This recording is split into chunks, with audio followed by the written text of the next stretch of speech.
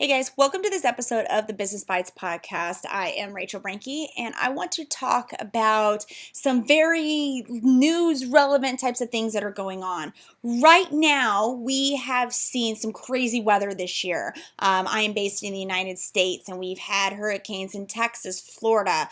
We even had reports of earthquakes, and then we have all the fires on the West Coast. And things are just absolutely terrifying to many people, including and especially small businesses. And it becomes very unfortunate when you see that so many small businesses have lost so much. So I wanted to take a little bit of time to kind of help you guys decide what you can do before disaster strikes in the future. It may not necessarily help those that are going through it now.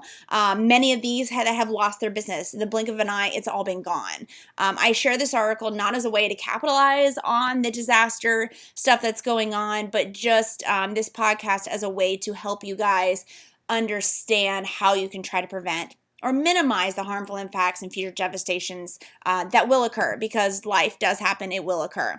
Take these actions into mind whether you live in a hurricane location or not, because destruction, devastation, death, divorce, disability, all of this can happen no matter where you live. So I want to make sure that you guys are somewhat prepared. For any business that is out there, I would imagine, especially if you're obviously listening to this podcast, that you work based in technology. That means that many of you are running a lot of your businesses through your website and or computer. We primarily run our businesses using this technology, so the need for backups is always present. We need to have backups that include our computer hard drives, the cloud, such as Dropbox or CrashPlan, and then other offsite backups that are not necessarily cloud-based. Myself, I have my computer hard drive. Then I have a Seagate external hard drive that I'll link in the podcast notes. And then I also have Dropbox that runs that I can save things directly to. And I also have CrashPlan that runs a routine backup as well. So I've got a couple different backups going on. That way I have physical, I have in the cloud. I have two different cloud backups actually, so that you guys are able to have everything backed up all the time. I love the fact with Dropbox and cloud, such as CrashPlan, is that it automatically does it for me. CrashPlan does my entire computer. Dropbox, I just have to make sure that I put everything into it as well. Note, none of these are sponsors of this podcast. This is just what I use and wanted to share with you. There's other systems out there such as Backblaze, Google Drive, and so forth that you can also have backups. The items that you want to make sure specifically that you're backing up, contracts and all of other legal documents such as formation certificates, operating agreements, tax permits, insurance policies, all of your client information, customer information, make sure all that's secure and saved in one place as well. Any templates and copy and content that you created in the course of your business, images that you've either taken or you've had someone take for your business, and any other text, any other intellectual property, any other things that are related to your business to help it to run, all needs to be saved up there.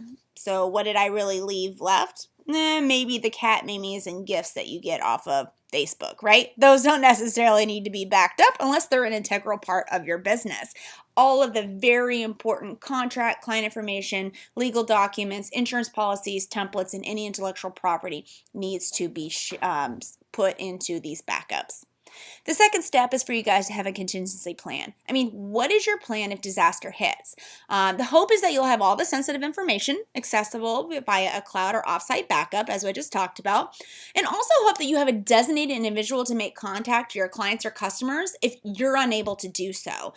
This can go with whether something is as big as like a hurricane coming at you or something very individual, such as I had happened to me. I was struck with cancer and went into surgery very quickly when it was found. So obviously I'm not saying that you guys need to get in contact with a client about maybe it's a photography session or you're designing a logo for them, or maybe it's even just letting your customers know that you're closing your shop down. You don't need to do that if like the hurricane is at your door and you're evacuating or you're running into surgery at that moment for cancer, right? But there is a point where you need to reach out and talk to your clients or your customers. So have a system set up to ensure that you have all this contact information backed up and accessible, and also highlight somebody to be the point person to contact these people if you're unable to do so. My biggest thing is to have a running email list so that I can just one-click email everyone to tell them what's going on, and also be able to easily put up a notice on my website.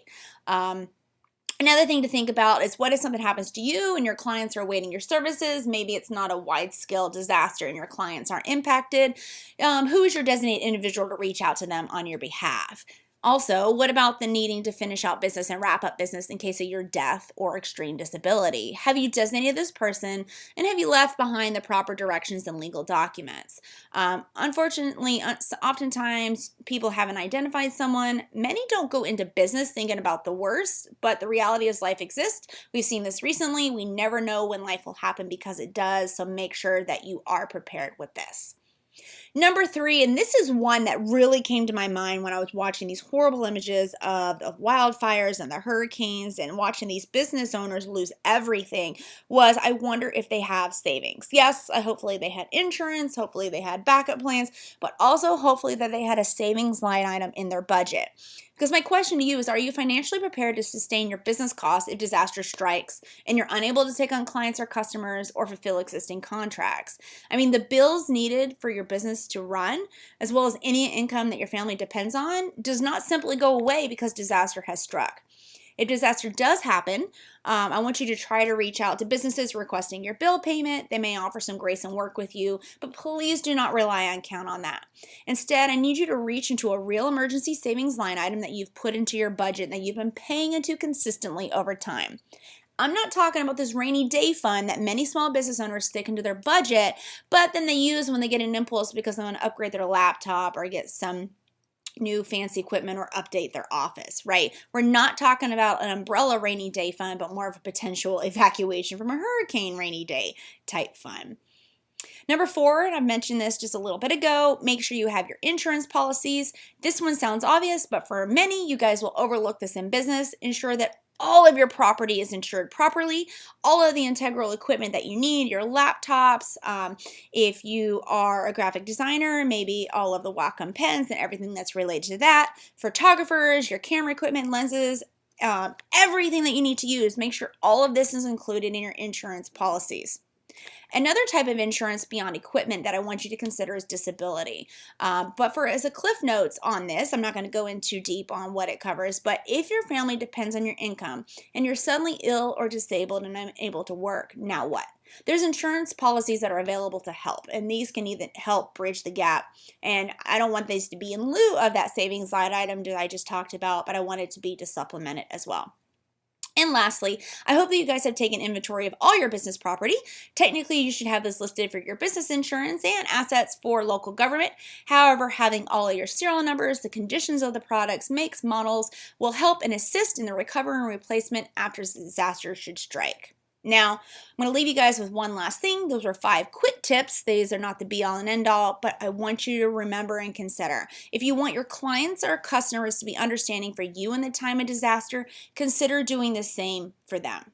Again, this is not an all-inclusive list. This is just enough to get you started on the path of protecting your business and income should disaster strike. I would love to hear more about the tips and stories and tricks that you may have uncovered in your life or seen what other people have done. Jump over to our Facebook group, Business Bites, and we would love to continue the discussion with you there.